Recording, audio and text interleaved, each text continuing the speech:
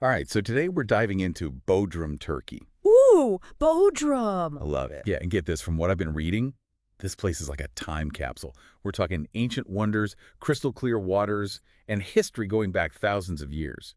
Like, seriously, how do you even begin to unpack all that? Well, I think what's really cool about Bodrum is how it just effortlessly blends its past with its present. Right. You mentioned ancient wonders, and right off the bat, we got to talk about the mausoleum at Halicarnassus. Okay, yeah, the Mausoleum. I feel like I know that name, but refresh my memory. Yeah. So picture this. A gigantic structure, over 140 feet tall. Ooh. Crazy, right?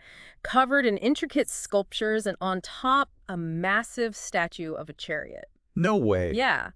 King Mausolus dies, and Artemisia, his wife, is so heartbroken she commissions this insane tomb. It literally became one of the seven wonders of the ancient world. Wow, I had no idea. It was the model for, monumental tombs for centuries. It was sadly destroyed by earthquakes. Oh, that's such a bummer. I know, right? But even the ruins are, mind-blowing. They still give you a sense of just how incredible it must have been. So, from one amazing structure to another, our notes also mentioned Bodrum Castle.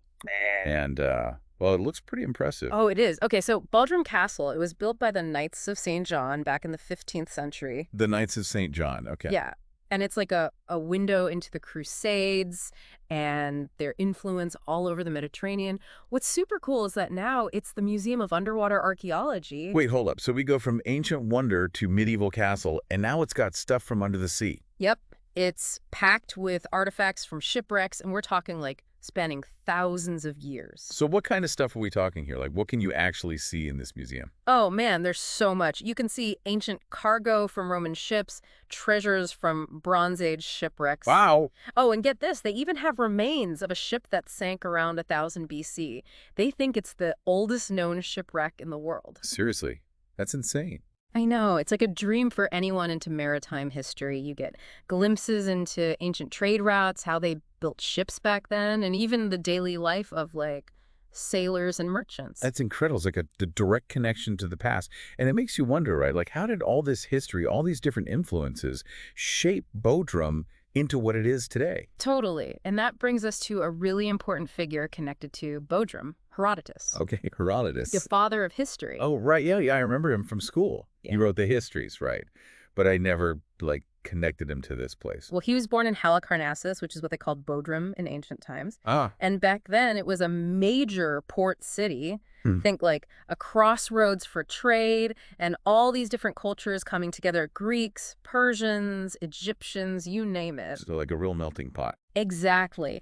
And being exposed to all these different perspectives probably influenced how he wrote history. He didn't just, list names and dates. He focused on the stories, the customs, the motivations. He gave us this much richer understanding of the ancient world. Wow, that's fascinating. It's like maybe those early encounters with different cultures sparked his curiosity to explore and document the world. Right.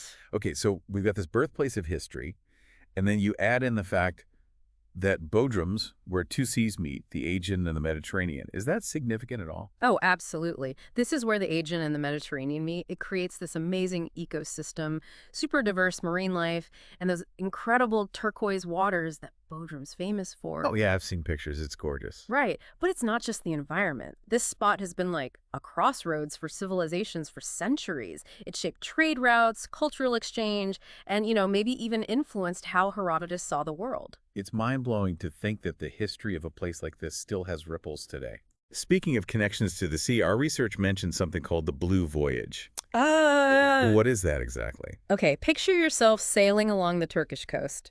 Stunning scenery, and you're on a traditional wooden yacht called a billet. Sounds amazing. It is! That's the Blue Voyage. It started right here in Bodrum, and it lets you explore all these hidden coves, swim in crystal clear water. It's about discovering the beauty of the Aegean and Mediterranean coastlines, but at a relaxed pace. Oh, wow. Yeah.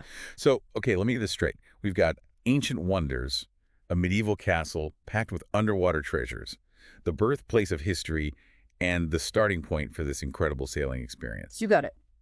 Bodrum really does seem to offer, a journey through time. It does, and it leaves us with a question.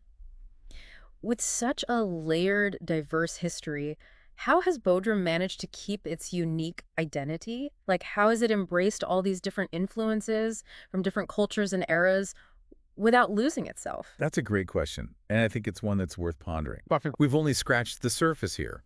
Listeners, I encourage you to dive deeper, explore Bodrum's fascinating story, and hey, maybe you'll even be inspired to experience it for yourselves. It's clearly a place that has a lot to offer. It really does. Thanks for listening. See ya!